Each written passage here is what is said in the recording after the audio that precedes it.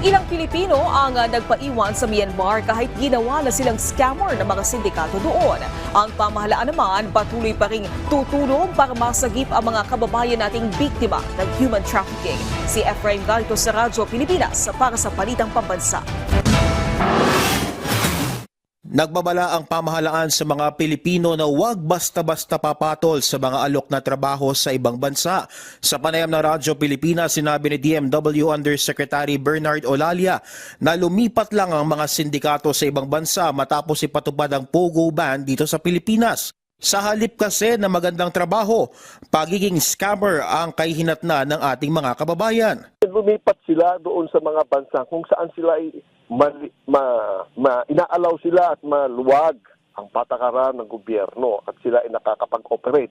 At yun yang masaklap, sila ay ginagamit bilang scammer, no? Bagamat patuloy ang pagsusumikap ng pamahalaan na sagipin sila para makauwi sa Pilipinas, may ilang Pilipino pa rin ang nagpasyang magpaiwan sa Myanmar para doon magtrabaho. Grupo ng mga kababayan nating nais umuwi at yung grupo na nagpaiwan pa. Okay?